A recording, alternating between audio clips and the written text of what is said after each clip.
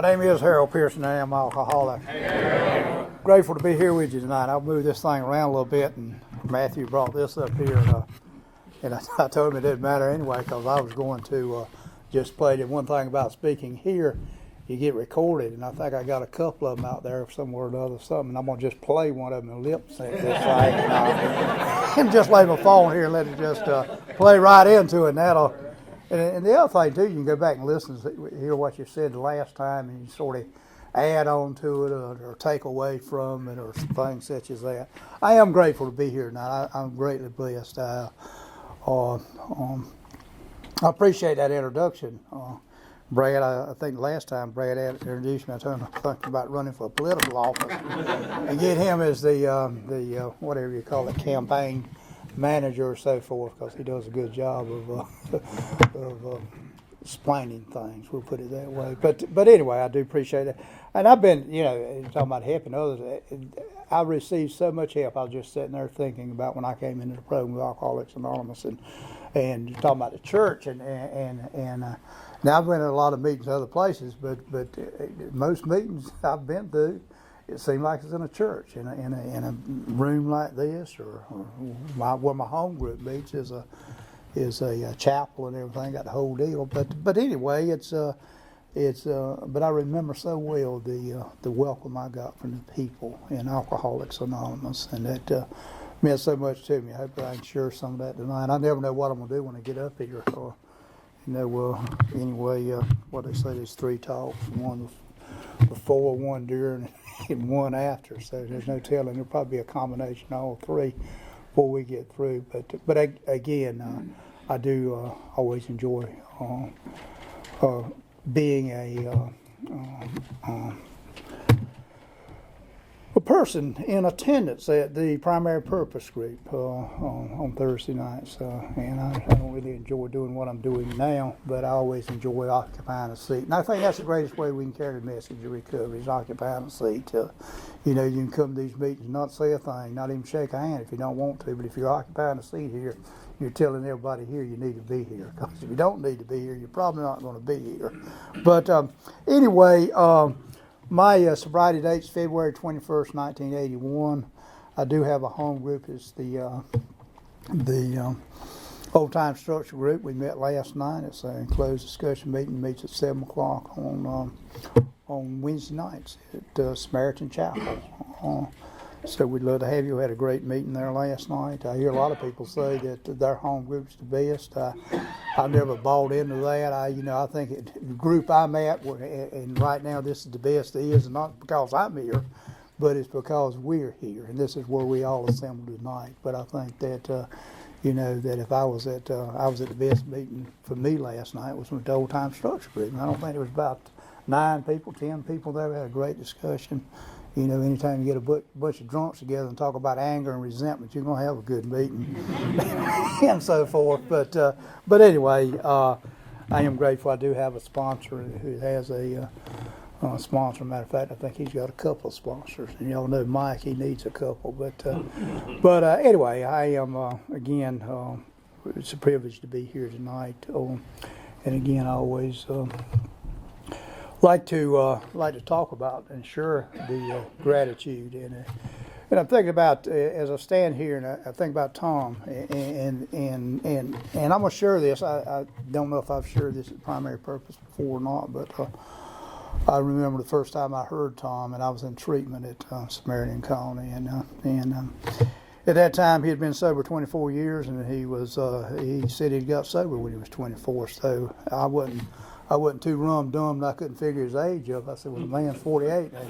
And something happened that, and I thought to myself, if I stay in recovery a day at a time, I'll always be able to keep up with his age. So if I probably can't do it in my head, but I can write it down, Tom, and sort of keep up with you.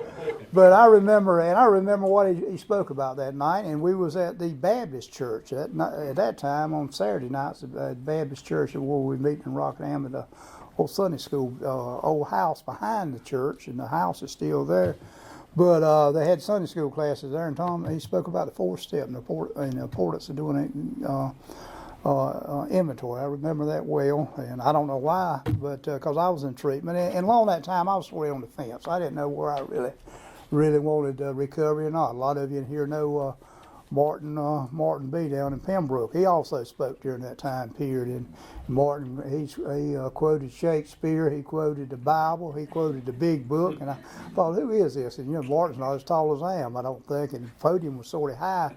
And I was sitting in the back, but I finally decided he got to tying all of it together. And I said, I better sit up and listen, and so forth. And I got the opportunity to hear Martin 8 months later, and he made at the colony. He spoke in our old chapel at that time, and I remember Martin saying that night, each morning upon awakening, he made a conscious effort, conscious decision, turning his will and his life over to a God of his understanding to the best of his ability, as sincere as possible.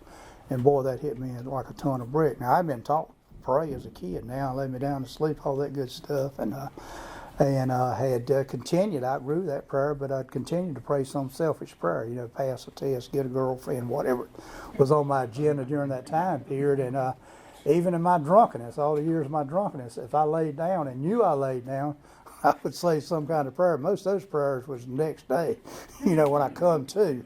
Good God, to get me a drink, But anyway, the prayer was always important. But it always, like I say, I never, for some reason or another, had not associated with doing it in the morning, starting your day. And from that day going forward up until this morning, there was a few times I got mad. I'm not sure that I got mad at God there for a few days on several different occasions, and chose not to turn my will and life over to a God of my understanding. But anyway, that was very important.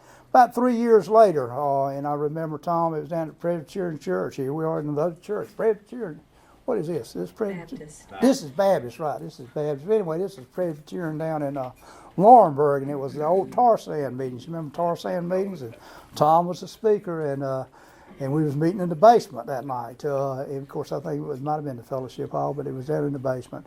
And I remember Tom getting behind the podium that night, and I'd been in recovery about 3 years. And I had found, I didn't realize I'd been given a gift somewhere along the line. It was sort of up and down those first few years, following directions, had a sponsor, working the steps, doing the things I needed to do. Certainly following the guidelines of what I heard Martin say about making that decision upon awakening and all that good stuff. But it was sort of still up and down, and sometimes I think, man, is this really what it's all about? But after about 2 years, and it wasn't no flash of light or anything else. It was just, I just knew, man, I've been given a gift, and I better be grateful. And going forward from there, I was grateful. But I had a lot of time. I had a lot of problems, interacting with people and so forth. And I remember Tom that night, when he got behind the podium, he said, "Let me describe the first few minutes, or what went on when I walked into this room tonight." And he said, "Tom, I hope you don't mind me telling this, but anyway, he just said that. Anyway. You got it. Okay, we got it. But Tom, because it made so much to me, and meant so much to me." He said, when I walked into the room tonight, what would have been normal, and but see now, 24 years when I first heard him. This is 3 years later, so he's been in recovery 27 years now. He said, what would have been normal for me was to got a cup of coffee, went and found me a seat somewhere. But he used the word, and I always remember this. He said, "But I forced myself to walk around, shake hands, and interact with other people and get in groups and talk." And I had observed that, and I thought, man, here I am, just 3 years, somewhere around 3 years along this road of recovery, a day at a time, and everything. This man with 27 years, with all the charisma and everything he had, and all that he has to do that, sort of force himself to do that. And from then going forward, I try to make a habit of that, going into a room and shaking hands and so forth. And for that, Tom, I appreciate it, and so forth. And Wallace, I always appreciated hearing you, sure. And I think the first time I heard Wallace, sure, I think that he wasn't out yet. and that was my first go around in AA.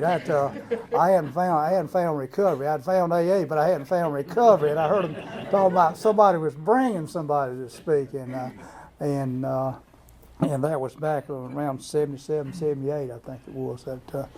that I heard Wallace. But anyway, I am grateful to be here and just grateful for the people that were here when I got here. And as a result of that, that I do enjoy the recovery that's been given to me as a gift today. Ronald, I'm glad you got that big watch on, because the clock's behind me, and I was speaking to Ronald earlier. I said, boy, anybody can see that watch, and I didn't realize how important it was going to be about an hour later. So, Ronald, you just keep it where I can see it, and we'll get through this deal pretty easy.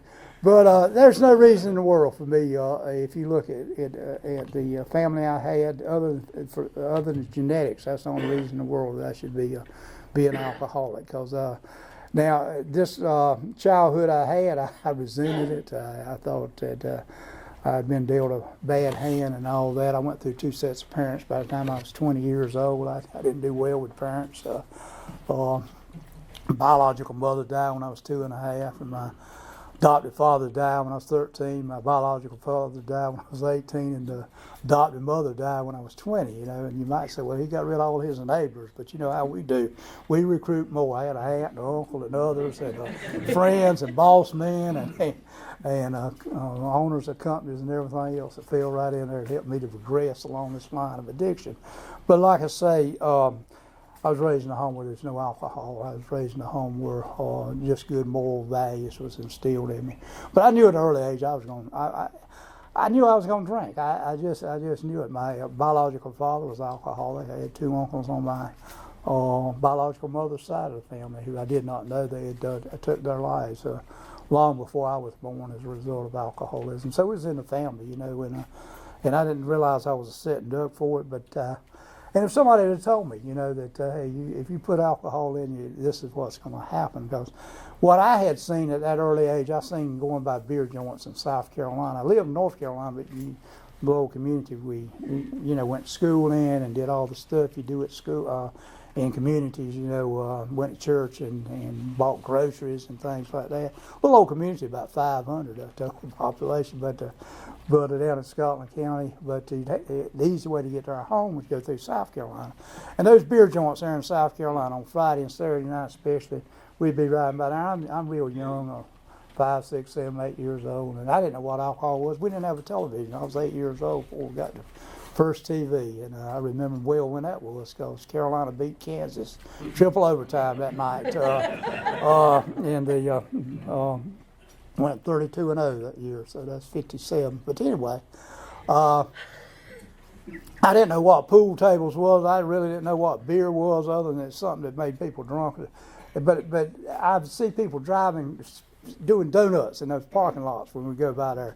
I'd see them taking off sometimes, just leaving streaks of rubber. And boy, that was exciting to me, And my mother, my adopted mother, she would talk about they were drinking. They were getting drunk, and then sometimes on Sunday morning we'd be going back to church, and there'd be a car sort of turn over in the ditch out there, and back then you sort of took care of y'all, and so forth. But I thought that was exciting, and I thought that's what drinking was about, those kind of things. Well, it was, But those 2 beer joints, what happened was, I finally found out what went on there, and I probably spent enough at both of them to buy them, or I was asked to leave. I was told not to come back to some of them, but you know how that is next day. You can go back and talk your way back in and all that good stuff. I was found, under the trees behind the place, passed out. They'd have to wake me up to close up, and things such as this. It was my life. That was those beer joints. And I was sharing with somebody the other day that used to be I could quit sometimes Monday, Tuesday. I ain't gonna drink again, and all.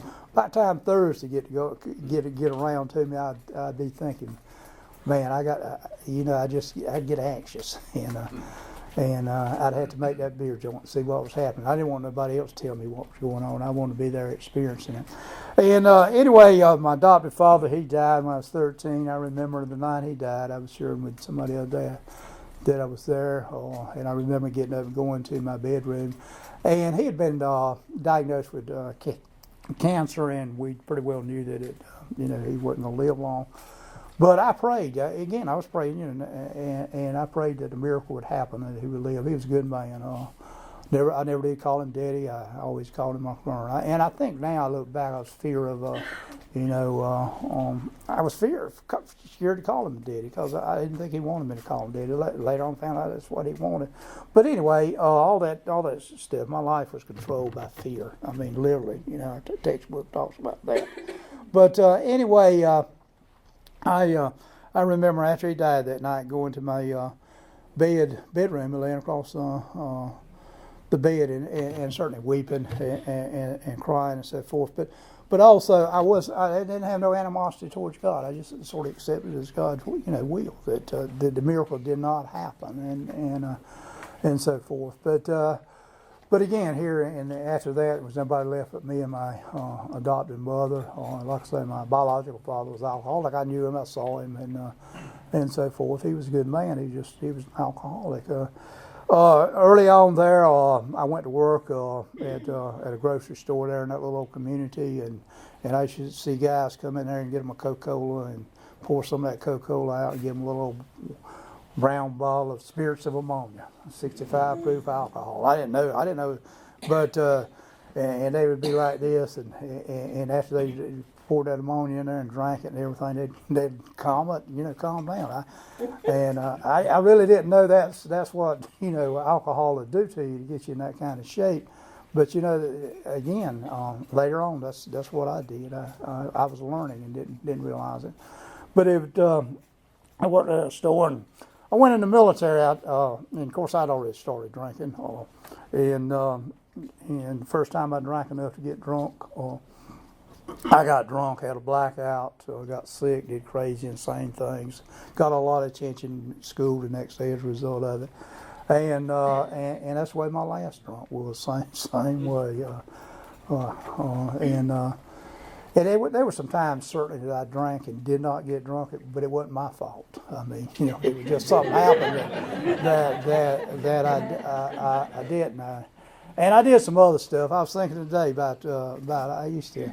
It was called Black Beauties and Yellow Jackets. That's kind of West Coast turnaround, all those things. And the only thing, I just eat them things and smoke cigarettes. Good God. And my fingers would just turn yellow, and I could run out of cigarettes. Wasn't no problem for a couple of days. If I needed a hit, all I'd do was suck on my finger. And I'd give me a good shot of nicotine and keep going. Didn't matter whether I had a cigarette or not. But I was scared of drugs because I knew what alcohol would do to me. And I knew people took care of me because I wouldn't be standing here if they didn't take care of me because you just don't walk into places down in McCall, South Carolina, and Boondocks and Bloody Bucket and places like that, and call people the names I called them and not know them and stuff like that. And I've had people come to me the next day and say, "Man, that cat was about to blow you away last night," and it would get my attention until I got me another drink or two in me, and then I was okay.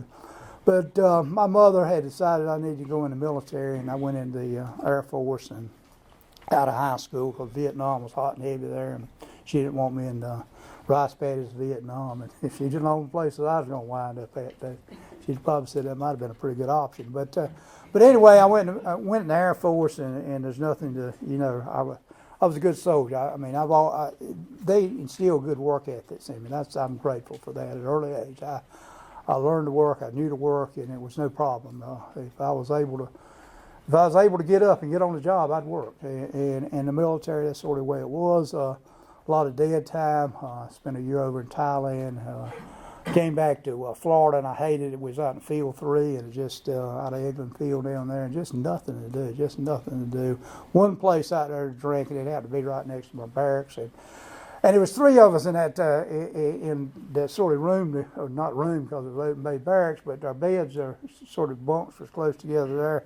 And one of them was in Boston, Massachusetts, old Mike Ryan, and I hope Ryan found what I found because if he didn't, he's bound to be dead.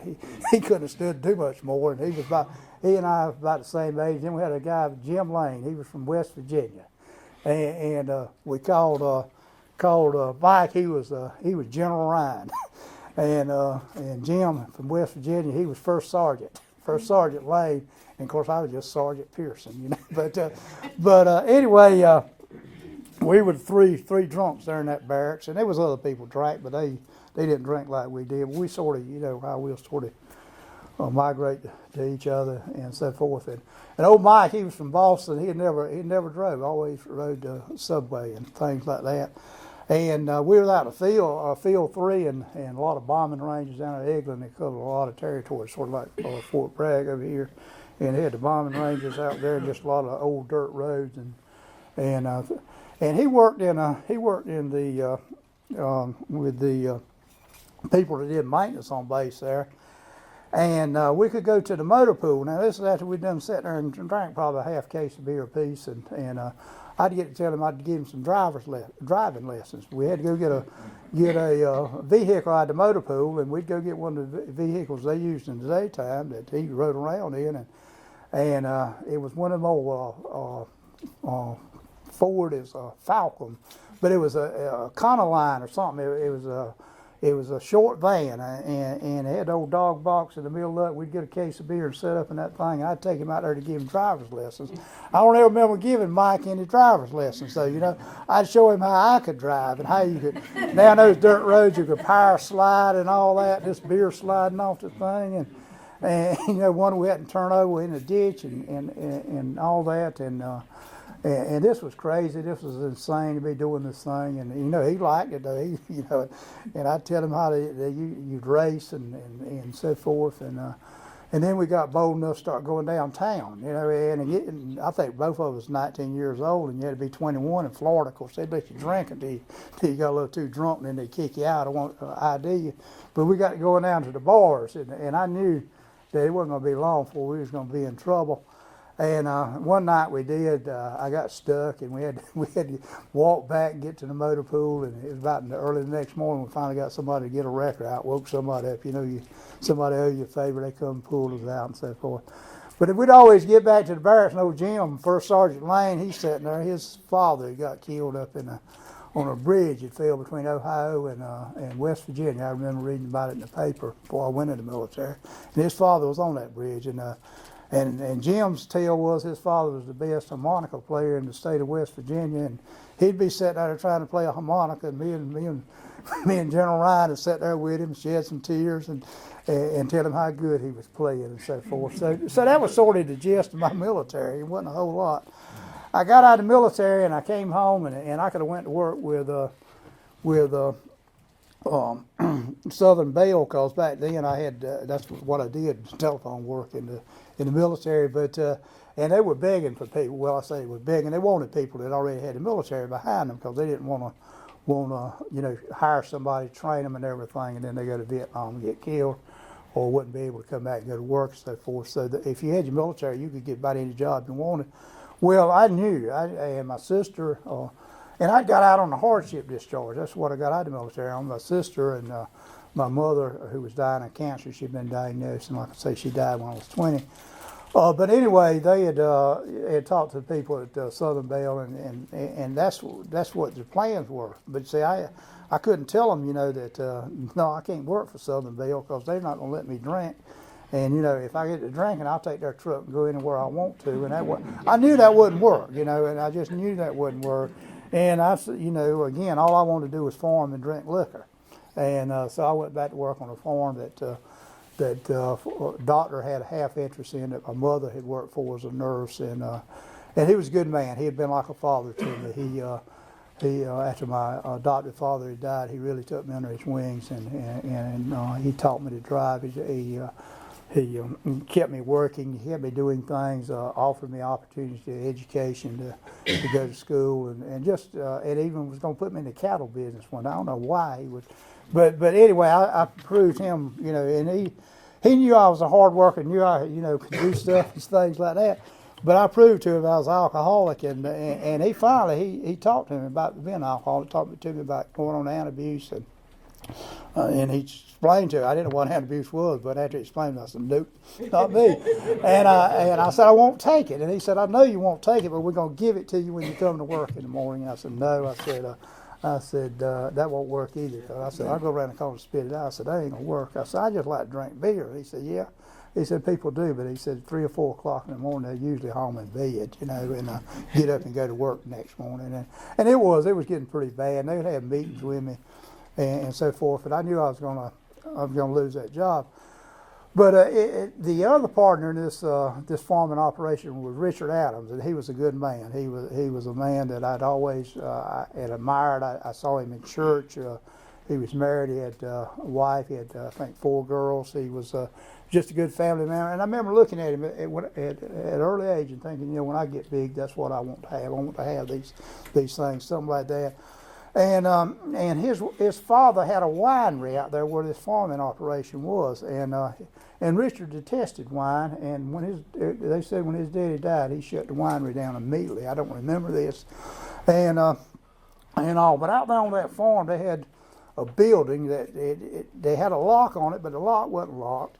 And me and several other guys, and I was on a salary, so if it rained, and a lot of times when back then, if farming operation, if it rained, you didn't work. But I was on salary, so I had to work, and they had us cleaning grain. About 5 of us out there cleaning grain, and and all of us probably didn't need but 2 of us doing it. But some of them got to talking about the building over there had wine in it that was stored from the old winery. And this stuff, I don't know. And we talk about Mad Dog and those other kind of wine. Now this here, it had a little Boston Bull on it, the Bulldog. And I found named that building the Bulldog Stand. And they said they had a lot of wine over there. Well, I didn't know that. And I went over there, and gosh knows it was just cases and cases of wine. And I got to drinking that stuff, and the rest of them got to drinking it too. And the next thing I know, in fact, they had old fatigue pants, and I'd go there, and it was half pints. And I'd get back 3 or 4 half pints in each pocket. The other pocket, I'd come back there just sloshing, coming back across the yard there. And I drank so much that wine, my gums turned blue. And I tell you, it got bad that day before it was over with, really. But the next day there was a lock on that Bulldog Stand. You better believe that. And of course I had to work the next day. And you're talking about dying, I died. I literally died.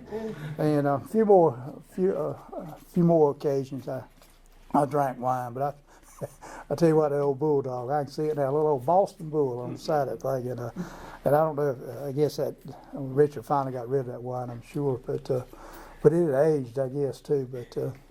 But anyway, and so I knew I'm gonna get fired off this job. It's bad when you can't farm and drink liquor. You're gonna get fired. And like I say, this doctor had thought so much of me and everything else, and thank God through this program, I was able to make amends and everything. And I was able to help some people that he referred to me and so forth. And like I say, he was a good man. He died at an early age, and I say early age in his 50s. And what I didn't know at that time, he had a wife who was alcoholic, so he was dealing with it and all. I mean, I knew his wife, but I didn't know she was an alcoholic. She was one closet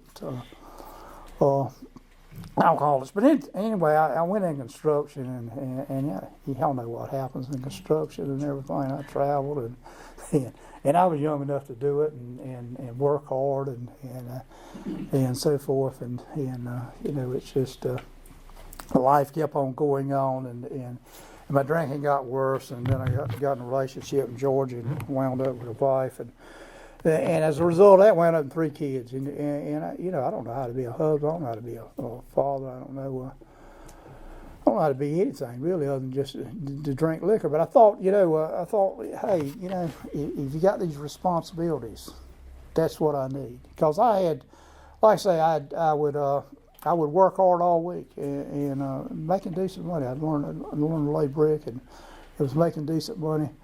But come Monday, I wouldn't have no money, and here I am going back out of town, and it was bad that a lot of times I wouldn't make it. I wouldn't be where I was supposed to be on Sunday afternoon.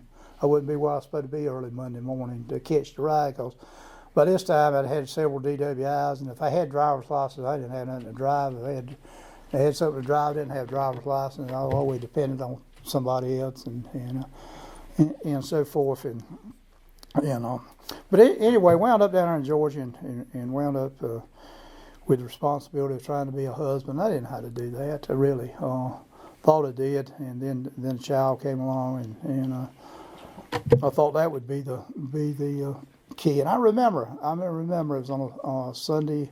Took her to the hospital and that Monday morning, daughter was born about 11. And I remember just sitting there, just God, what's going to happen? And I needed something to drink, but I knew that I needed to be at the hospital when child, and a lot of you in here know Christy. She was my firstborn, and I wanted, I wanted to be there when she was born. I needed to be, but I remember just the time I laid eyes on her, they finally, got her cleaned up, brought her to the room and everything. I see her head full of black hair now, but I remember that time I saw her, I knew that I had to have some 100 proof Smirnoff because and I remember that well. And again, I think I had a little idea right then that alcohol was, sort of taking control of my life. Well, it had control of my life from the get-go, but I remember thinking that, darn, this is crazy. And it did. It really got crazy after that, and so forth. Come back to North Carolina, and my son born, and I remember he was born down at Laurinburg, and I was living up in Rockingham then, and he had he had yellow jaundice, and I didn't understand that. And this was after the day he was supposed to come home. I went to pick him and my wife up, and she said he's going to have to stay in the hospital. And I immediately, here I am. I'm thinking God's punishment, and I didn't understand what yellow jaundice was. I didn't realize they just had to put him under a light for a few days, and it was common with a lot of kids and so forth. But I remember I couldn't wait to leave the hospital, get home, and not to get a drink, but to get home and get on my knees. I remember getting my old trunk and prayed to God, because I'm thinking that I'm being punished. See, alcoholism, life was about me. I'm being punished. I wasn't thinking about my child. I wasn't thinking about why. I was being punished, and dear God, please let this child. And he. A few days later, he came home, but because of my alcoholism, I didn't go back to the hospital to see him or anything else. I didn't go to pick him up. I would be there, and that's where it had me. And then when my third child was born, I remember hearing another hospital experience. I had my own business by then. I had a big checkbook, and I'd already paid the hospital for him. Didn't have insurance, but I paid the hospital for his to be born and everything, but he was born in August, and when I started going in June, pre-labor, whatever it is, and for a day or two, and next thing you know, it used up that money, and then I remember here I am. They called me down to the office and so forth, and this was in August, and the doctor talked to me. The doctor told me, he said, I have no problem with what's going on. But I remember going down there and getting mad, with the people at the hospital, going out to my truck and getting that big checkbook, coming in and slamming it down. Again, wasn't worried about the welfare of the wife, the kid, or anything else. But I'm making a scene, If you want your money, you better figure up every cent I owe you, because when I write this check, that's it. I'm walking out of this hospital. It's over with, and just insane crazy. So I don't know how to even be the father of kids, to have them born and stuff like this without it being some kind of crazy event. But what happened was ultimately I wound up abandoning that family, and I was gone for 2 weeks, and I, in my sick head was going, and I had found AA. I'd found AA in October of '78, and started going to meetings, and I knew, I identified, I'm an alcoholic. I like that one day at a time. I identify what I heard people say, and I tell people, I think what I was really looking at is what they had accomplished in their recovery, the vehicles they were driving, the businesses they had, and things such as that, because really what happened was I went to meeting for a little over a year. I graduated, and I didn't get a sponsor. I didn't work no steps. All I did was go to meetings and didn't drink, and was fairly happy there for a while. But what happened was I started getting miserable, and the insanity, the mental insanity of this addiction. I didn't know where I was going or coming, and went about 2 years and 8 months and didn't drink beer or liquor do any other crazy stuff. I just drank a right good bit of NyQuil there for a while, and I knew why I was I knew why I was drinking that NyQuil, right? Because it had that alcohol in it. See, I'd heard them saying, hey, you had to be careful about the cough syrups and all that stuff that had alcohol. And I knew why I was drinking it, but I wasn't drinking beer, I wasn't drinking liquor, but I guess thank God I found it, because you're talking about it being irritable, restless, and discontented. And what happened was finally it got so bad that I had to drink again, and it was in June of 1980. And I went to the bootleggers that night, woke them up, and told them what I had to have, some 100 proof Smirnoff, and they thought I was getting it from my uncle. I said, no, this is for me. And they asked me, they said, please, Harold, don't start back drinking. Said, you've done so well. And I said, no, I've got to. And I did. I had to. And if I was to live, I had to drink. And so I did. And of course, it got really bad. And after 8 months, the last two weeks of it, I went to Florida, me and a cousin of mine, and while I was chosen for this program, and he was chosen a few years after that, after we got back, to die a violent death. I don't understand a lot of times why he was chosen. To die a violent death as a result of this disease, and I was chosen to find recovery in the program with Alcoholics Anonymous, but that's the way it works. And so what happened was that I wound up at Samaritan Colony, and I didn't intend to stay there. I think Brad said I've been there 30-something years, and he was talking about that. I forgot how he put that, but I was thinking the other day. I said, Darn, I've been sober over half my life now, so y'all can sort of figure my age. But anyway, I have. But I didn't intend that either. It just happens a day at a time if you keep doing what's instructed to do.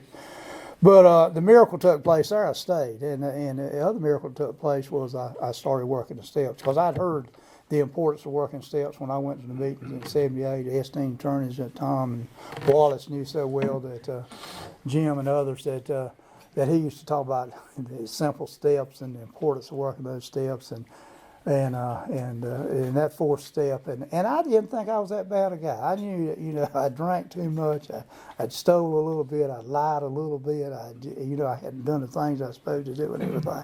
When I started doing that inventory, started putting that stuff on paper, I seen how rotten I really was. That I was just no good. I was just no good, and so forth. And the good news was that I found out that what happened was the relationship with God started to develop, and it wasn't. It was probably the same thing as that. Now lay me down to sleep. It was that simple. That I remember some of you heard me talk about Big Willie telling me that I needed God in my life, and I'd have shot Big Willie that morning if I'd had something to shoot him with. But I thought, I need money, Willie. I need this. I need that. But he was so right. But what I needed was a relationship with God, and it started to develop there. And our program talks about God as we understand God. I don't understand God. There's a lot of things in life I don't understand, but I sure do enjoy. Constance and I was up in her brother died. We went up for memorial service last week, a week forward. Last week, I guess we got back Sunday. But anyway, we was going through Cincinnati, and she had the phone on the GPS thing in that Syria, whoever it is talking and telling me the directions. I mean, boom, boom, boom, boom, boom, and I don't understand all that. How in the world, and that thing's got millions of vehicles out here in the same predicament I'm in, and they're keeping up with all. I don't understand all that. I really don't understand. I probably don't understand this. There's just a red light here, but don't quite understand how I can do that. I was even today trying to make a point not to text and drive, but I did do a voice thing today. That's pretty neat. It understood me, and a lot of times I don't understand what I'm saying. It'll type out anything, but it did pretty good today. and so far, I don't really understand all that, but I can really utilize it and enjoy it. And God that I don't understand, I can just have such a deep appreciation for. I guess I'm closer with God today that when I'm playing God, and I tell people that I still play God. Our book said we had to quit playing God, because where it tells you we had to quit playing God, it said we've been forever trying to arrange the lights, the ballet, the scenery, and the rest of the players on our own way. And I did that when I was a kid. This book described me perfectly as a kid. And I was forever trying to arrange the lights, the ballet, the scenery, and the rest of the players in my own way, but it's always in my mind, you know. I mean, a lot of times it wasn't physically, but in my mind I was trying to arrange things, and it didn't turn out the way I wanted to, you know, because I stayed with the parents I had. You know, I went to the school I went to. I lived in the little old town or the community I lived in. None of those things I played out in my mind. It just didn't happen. The ball teams I played for and everything in my mind, but I was trying to arrange all that and so forth. But and then it does tell us, you know, that ultimately we just had to quit playing God. It didn't work. We had to get off the stage. But I played God today when I got a water hose in my hand. And you're watering plants. And I don't think I get any closer to God than when I got that water hose in my hand, watering plants, and knowing those plants are going to grow and do better because of the water I put them in. I'm sure I screw it up. I probably don't give some of them too much water and some of them not enough water. Another time I'm closer to God, I feel like I'm close to God is when I'm listening to Southern gospel music. I love it. I love to listen to it. I've told Constance that if they bury me or whatever, that's all they need to do is play a few things at my service. That's all I need. But of course today when I was cutting grass, I was listening to ZZ Top and CC Hall. But you know, it was hot out there today too. You know, so I think God understands that too. You know, but I'm sure He understands me. And like I say, that relationship I have with God and my understanding is great today, and I am blessed. I've been able to do things that I never thought possible. Got a note today from Ted Clark's nephew up in Boston, and he was one that Ted used to when he was with us at the college there for a year. He used to get to call this guy. It was his nephew, and he had been in the program and then lost all and got back in the program, But he came down after Ted had died, and he was visiting here in Pinehurst, and he said, I want to find that old-time structure group, because Ted used to be talking to him during the daytime, Ted Clark. But anyway, a lot of times Dr. Clark would ask him, said, what's a good topic? He said, I got the charity meeting tonight, what's a good topic? And he would get it from John, and John was down, he looked us up and came down, and gosh knows I was able to give him some of Dr. Clark's ashes to take back to Boston with him and put them in a little Ziploc bag and rolled them up. And he said, now, I know Ted would really love this. And so forth. But to make friends like that, and he sent me a picture of him and his son when they were down at Wilmington. But he got a note today, and he gave me his phone number and all, and said he's going to be in Atlanta for the International Vet Convention in God's grace. Constance and I are going to be able to go, and he said if you're there, I hope to see you. So you know, things like that I never thought possible. You know, and it's just, it ain't Mike Ryan. Then that would be really something. See General Ryan at the International Convention, but we never know, you know, because I was chosen for this gift of the program. But I'm going to leave you with this. I had a few weeks ago, Constance and I had to bring our dog up here early one morning to the emergency vet out here on number 1, and I knew that morning when I saw Gracie that it wasn't good, and brought her up, and what we did they had to put her down, and it wasn't good. But anyway, I got a nice note from that veterinarian office, but also got one from our regular vet in Rockingham, and in that card it had a poem, you know, about pets, and it ended something like this, and I can't say it verbatim how I said it, but it said this, you know, that we as human beings are put here on earth to learn to live a good life, and to help others, and to love others, and to do good. It says, you know, animals already know how to do that, so that's why they don't stay with us as long as they do, no longer than they do. And you know, that really hit me that day, and I thought, thank God for Alcoholics Anonymous. As a result of that, and you people, I'm learning to live a better life. And I hope I continue to learn to do that a day at a time as I go on into the future. Thanks for allowing me to be here tonight.